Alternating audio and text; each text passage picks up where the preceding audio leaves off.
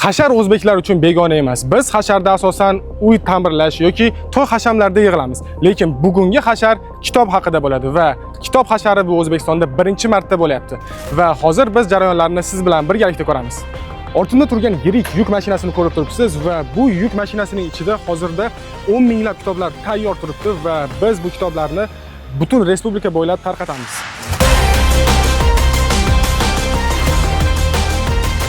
Bunaqa tadbir birinchi marta bo'lyapti. Siz bu tadbirga fikringiz qanaqa?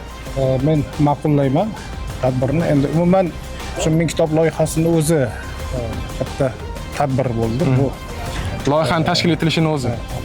Men ilgari aytgandim, mana bu tadbirni boshlanishda yoki boshqa bir taqdimotlarida bu aytish mumkinki, agar mana shu to'liq amalga oshsa, qanaqadir mana shu o'zbek kitobotida, mana o'zbek ilmida bir qanaqadir inqilob bo'ladi. Hashar odatda hashar deganimiz biz oyoq mehnatni tasavvur qilamiz, ya'ni chang, to'z, omad, tozalik, lekin kitob hashari menimcha tafakkurga yordam, ko'mak ma'nosida menimcha juda ham yaxshi uyushtirilgan. Chunki har doim bunaqa hasharlar uyushtirilmaydi.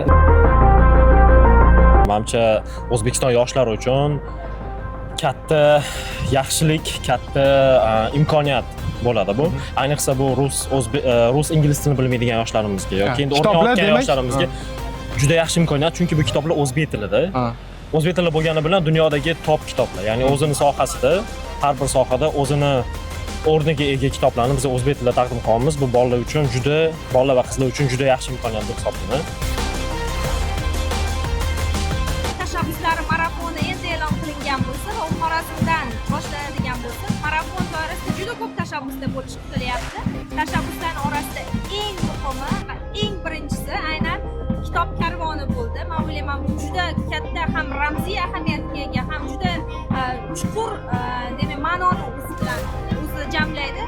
Bizni eng asosiy g'oyamiz yoshlar kitob o'qisin, bilimli bo'lsin. Prezidentning asosiy g'oyalari shu. Shuning uchun ham mana birinchi kitob karvoni respublikamizning barcha hududlariga eng sara kitoblarni yetkazdirib, o'zbek yoshlari chinakam kitobxonlar bo'lishini niyat qilamiz, umid qilamiz. O'zi qaysi kitoblarni o'qigansiz aka? Aytinglar, qiziq bo'ladi bizga.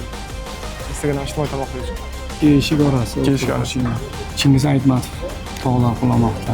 O'sha 20 ta tarqatilgan kitobdan qaysi biridir o'zingiz o'qib yoki varaqlab ko'rdingizmi? Hech xabaringiz bormi? Menga iqtisodiyot haqida chiqqan kitoblar juda yoqdi. Bu safargi masalan qiyin davrlar uchun to'g'ri iqtisodiyot kitobi bor, keyin iqtisodiyotning muxtasar tarixi degan kitob bor. Juda foydali kitoblar.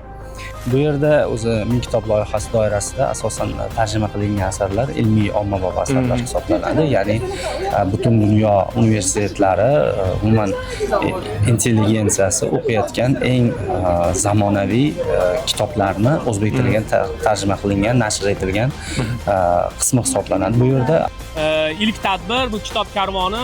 O'ylaymizki, har bir xonadonga, har bir muassasaga kirib, yangi qirralarni ochadigan, yangi avlodni tarbiyalaydigan, yangi muhitni shakllantiradigan, kitobxonlarni sevimli bir maskanaga aylanadigan, kitoblarni sevimli o'qib tugatadigan, yangi avlodni kashf etadigan umiddamiz.